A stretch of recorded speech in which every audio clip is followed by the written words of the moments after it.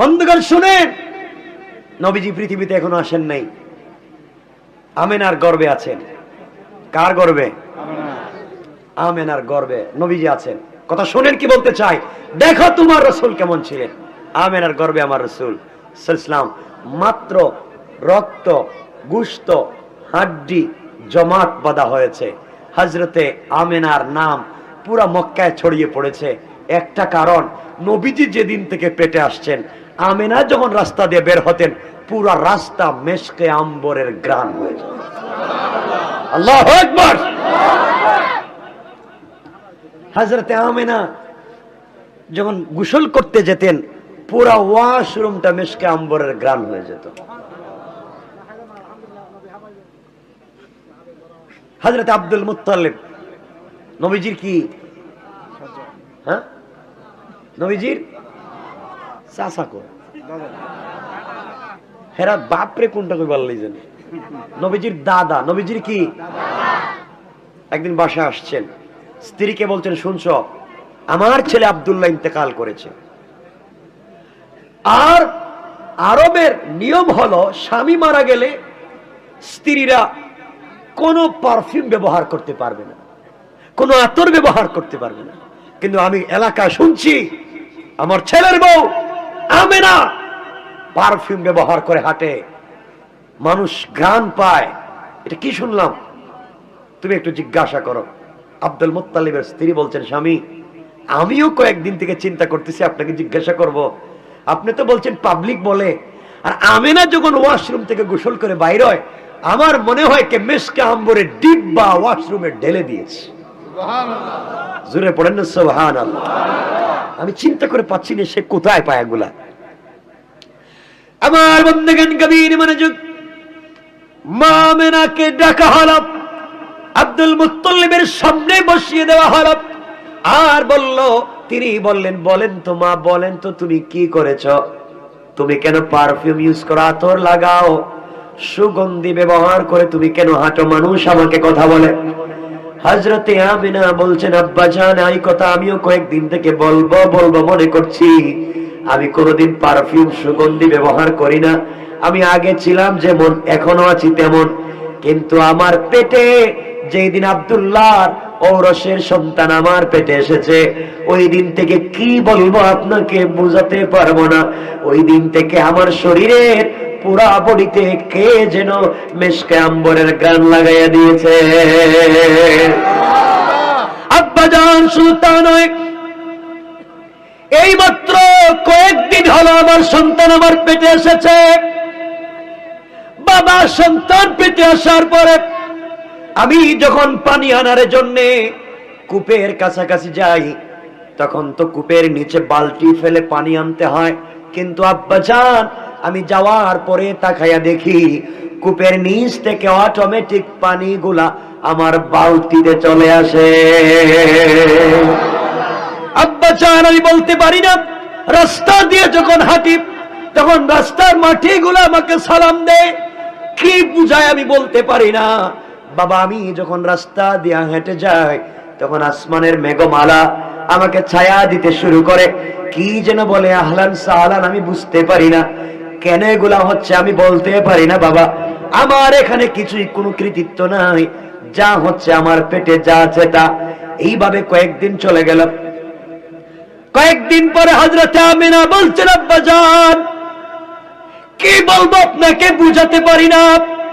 গতকালকে রাত্রে আমি শুয়ে আছি, তিনজন মহিলা আমাকে ঘুম থেকে উঠালেন, আমাকে সালাম দিলেন, আমার গলায় মালা পরিয়ে দিলেন, আব্বাজান আমার কপালে চুম্বন করলেন, আর তারা বললেন জান্নাতে তাদের সঙ্গে যার বিয়ে হবে সে আমার পেটে চলে এসেছে। কিছুই বুঝতে পারলাম না।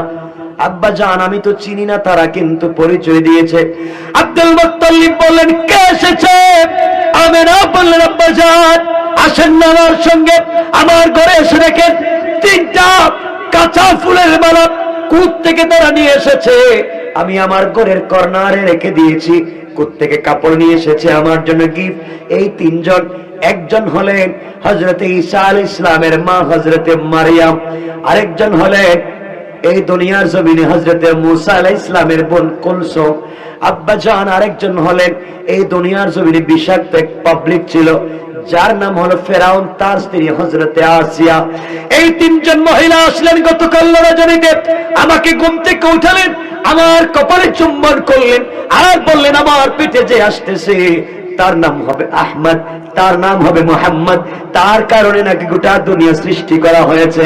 আব্বাজান সে নাকি জান্নাতে তাদের স্বামী হয়ে যাবে, তাদেরকে বিয়ে করবে। এতগুলো কথা শোনাইয়া গিয়েছে আব্বাজান, শেষ তাই না? যখন শেষ হয়ে যায় রাত্র, কেমনে জানি ঘুম লেগে গেছে, আমি বলতে পারি না। কে যেন আমার কানে আওয়াজ লাগাই দিয়েছে, মনে হলো কে বলতেছে। আমি জিজ্ঞাসা করলাম কে? আওয়াজ হলো, আওয়াজ শুনতে পেলাম আল্লাহ ডাক দিয়ে বলছে নামে না, চিন্তার কোনো কারণ নাই, তোমার গর্বে আমি যাকে দিয়েছি তিনি হলো আমার বন্ধু হাবিবুল্লাহ, যার নাম হবে মুহাম্মাদুর রাসূলুল্লাহ। আল্লাহু আকবার বলেন, আল্লাহু আকবার। সে হচ্ছেন আমার রাসূল সাল্লাল্লাহু আলাইহি ওয়াসাল্লাম। এখনো পৃথিবীতে আগমন করেন নাই, কষ্ট হচ্ছে? নবীজি এখনো পৃথিবীতে আগমন করলেন না। যেই সময়ে লম্বা কথা সংক্ষেপ করে বলি, পৃথিবীতে আগমন না ঘটালে রেসালতের কথা বলতে পারবো না। কারণ আমাকে বলছেন ভাই রেসালত বলতে হলে জন্মের পরে আরো 40 বছর অপেক্ষা করা লাগবে। কারণ 40 বছরে রেসালত পাইছেন। কয় বছরে? নবুয়ত কয় বছরে পাইছেন? দেখতেছেন কয় বছর ওয়াজ করা লাগবে আমার? 40 বছর পার করলে পরে রেসালতে যাইতে পারবো। আমার বন্ধুগণ, কথাগুলা দিল দিয়ে শুনেন কি বলতে চাই। যেদিন আমার নবীজি জন্ম নিবেন, এই কথাগুলো দিল দিয়ে শুনবেন। কেমন ছিলেন আমার নবীজি? আমেনা বলেন, পৃথিবীর মানুষের বাচ্চা জন্ম হলে ব্যথা হয়, কষ্ট হয়। আমার তো কোনো ব্যথাও হলো না, কষ্ট হলো না। বাচ্চা জন্ম নিলে ময়লায় ভরা থাকে, তাকে পরিষ্কার করতে হয়। আমার কলিজার টুকরা সন্তান যখন জন্ম নিয়েছে, তখন ছিল পুত পবিত্র সুঘ্রাণ বের হয়, নাভিটা কাটা ছিল। দুনিয়ার জমিনে আগমন করে দুটো হাত মাটির মধ্যে লাগায়া শাহাদাত আঙ্গুলি আসমানের দিকে যখন উঠাইয়া দিয়েছে, আল্লাহ বললেন সবকিছুকে অন্ধকার করে রেখে দিয়েছিলাম। বন্ধু দুনিয়ার জমিনে এসে শাহাদাত আঙ্গুলি যখন উপরের দিকে উঠাইল, ওই শাহাদাত আঙ্গুলির বরকতে আমি আল্লাহ আসমান জমিন আরশ কুরসি লৌহ কলমকে 1 মিনিটে আলোকিত করে দিলাম। আল্লাহু আকবার বলে। আমার বন্ধুগণ, নবীজি জন্ম নিলেন, আরো অনেক কথা। জন্ম নেওয়ার পরে দীর্ঘক্ষণ হয়ে গিয়েছে, হযরতে আমেনা কোলে নিয়েছেন, সবাই দেখতেছে। মনে রাখবেন, যেই লোকটা সর্বপ্রথম আমার নবীজির জন্মের খবর পেয়েছে তার নাম আবু লাহাব। আবু লাহাবের কাছে তার দাসী সুমাইয়া খবর পৌঁছে দিয়েছে আর বলেছে তোমার একটা ভাতিজা হয়েছে, দেখতে বড় চমৎকার, চেহারার দিকে তাকালে আসমানের চন্দ্র সূর্য অন্ধকার হয়ে যায়, এমন একটা ভাতিজা হয়েছে। আবু লাহাব এই খবর শুনে কিন্তু তার ওই দাসীকে আজাদ করে দিয়েছে। এত বেশি খুশি হয়েছে, দাসীকে আজাদ করে দিয়েছে। এরপরেও বেচারা জান্নাতে যাবে না। নবীজির জন্মে আনন্দিত হওয়ার পরেও জান্নাতে যাবে না। এর কারণ হলো নবীজি রিসালাতের যা নিয়ে এসেছেন আবু লাহাব তা মানতে পারে নাই, তার বাস্তব জীবনে প্রতিষ্ঠা করতে পারে নাই। নবীজির জন্মে আনন্দিত হওয়ার পরও জান্নাতে যাবে না। এর কারণ হলো তার ভিতরে আল্লাহর তাওহীদ এবং রাসূলের রিসালাত ছিল না। সুতরাং নবীজির জন্মে শুধু আনন্দিত হলেই শুধু চলবে না, সাথে ঈমানও লাগবে, ঈমানও লাগবে। কথা বলেন না কেন? না ঈমান ছাড়া হবে? বলেন। শুধু আনন্দিত হলে চলবে না, কি বলতে চাই বুঝো। আমার নবীজি জন্ম নিলেন, হযরত আমেনা এবার আমার নবীজিকে কোলে নিয়ে আসমানের দিকে উঠাইয়া কাঁদতেছেন আর বলতেছেন, আহারে আজ যদি আমার স্বামী আব্দুল্লাহ বেঁচে থাকতেন, আমার ছেলের জন্য হয়তো কোনো খেলনা নিয়ে আসতেন, মাটির খেলনা, প্লাস্টিকের, কাঠের কোনো খেলনা নিয়ে আসতো। আমার স্বামী নাই, আমার সন্তানের জন্য কেউ কিছু আনতে পারে না। আল্লাহ ওয়াজ দিলেন, ও আমেনা, কাঁদতে হবে না।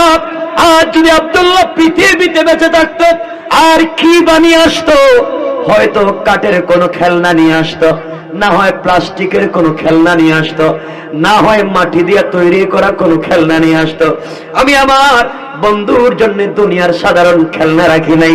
আমেনা রে, আমার কলিজার টুকরা হাবিবুল্লাহকে জমিনের মধ্যে উঠানে আঙ্গিনায় দোলনার মধ্যে রেখে দাও। আমি আল্লাহ আসমানের চন্দ্র সূর্য তারকা গুলাকে বন্ধুর জন্য খেলনা বানাইয়া দিলাম। আল্লাহু আকবার বলে, আমার বন্ধুর জন্য খেলনা বানাইয়া দিলাম। আব্দুল মুত্তালিব বলেন, আমি আমার নাতিকে নিয়ে যখন উঠানের মধ্যে দোলনার ভিতরে রেখে দোল খাওয়াচ্ছি, এমন সময় তাকাইয়া দেখি দ্রুত গতিতে আসমানের চন্দ্র এবং তারকা নিচের দিকে আসতেছে। ভয় পেয়ে গেলাম, কি জানি এখন আমার নাতিকে খেয়ে ফেলে কিনা। কিন্তু কিছুক্ষণ পরে তাকাইয়া দেখি একটু কাছাকাছি এসে চন্দ্র এবং তারকা আটকা পড়ে গিয়েছে। আমার নাতি যখন মাথাটা নাড়ায়, আসমানের চন্দ্র সে নড়তে থাকে। আমার নাতি যখন পা নাড়াতে থাকে, তারকা গোলা নড়তে থাকে। আল্লাহ জানায়া দিলেন, বন্ধুরে, তোমার জন্য আমি আল্লাহ আসমানের চন্দ্র এবং তারকা গোলাকে স্পেশাল খেলনা বানাইয়া দিলাম। কয়েকদিন পরে হযরত আমিনা কাঁদতেছে আর বলতেছে, না আরে, আজ যদি আমার স্বামী আব্দুল্লাহ বেঁচে থাকতে, আমার সন্তানকে সঙ্গে নিয়ে উক্কাজের মেলায় যেতেন, হয়তো মাজান্নায় চলে যেতেন, না হয় নানার বাড়ি নিয়ে যেত, দাদার বাড়ি ঘুরিয়ে আসতো, মক্কা মদিনা তায়েফ কত জায়গায় আমার সন্তানটাকে নিয়ে যেত। কিন্তু আজকে দুনিয়ার জমিনে আমার স্বামী নাই, আমার সন্তানকে কেউ খেলতে নিয়ে যায়, কেউ কোনো জায়গায় নিয়ে যায় না, দুনিয়ার কোন জায়গায় দেখতে নিয়ে যায় না। আওয়াজ হলো, আল্লাহ জানিয়ে দিলেন, ও আমেনা, কাঁদতে হবে না, তুমি তোমার সন্তানকে নিয়ে এভাবে কাঁদতে হবে না। দুনিয়ার জমিনে আব্দুল্লাহ বেঁচে থাকলে হয়তোবা মুহাম্মদ ইবনে আব্দুল্লাহকে নিয়ে উক্কাজের মেলায় যাইতো, আর না হয় মাজান্না, না হয় মদিনা, না হয় মক্কা তায়েফে যেত, আর কোথাও না। আমি আমার বন্ধুকে এতটুকুন ভালোবেসে ফেলেছি, আমি আমার বন্ধুকে শুধু উক্কাজের মেলায় সফর করাতে চাই না। আমি একদিন আমার বন্ধুকে এই দুনিয়ার জমিনে ঘর থেকে বের করে আমি নিয়ে যাবো বাইতুল মুকাদ্দাস। ওখান থেকে প্রথম আসমান, দ্বিতীয় আসমান, তৃতীয়, চতুর্থ, পঞ্চম, ষষ্ঠ, সপ্তম ঘুরাইয়া জান্নাত দেখায়া, জাহান্নাম দেখায়া, আরশ, কুরসি, লৌহ কলম দেখায়া, সিদরাতুল মুনতাহা নিয়া, ওখান থেকে একবারে নিতারিতে সবকিছু দেখায়া, আরশে মুআল্লা নিয়া সবকিছু দেখাবো। কোথায় কি রেখেছে দেখাতে দেখাতে তিনি কোথায়, আমি বলবো ফাকাবা কাউসাইনি আও আদনা। বন্ধুরে, একটা ধনুক বাঁকা করলে যত কাছে আসে, আমি আমার বন্ধুকে এত কাছাকাছি বসায়া সামনাসামনি বসে কথা বলতে চাই। কোন সুবহানাল্লাহ।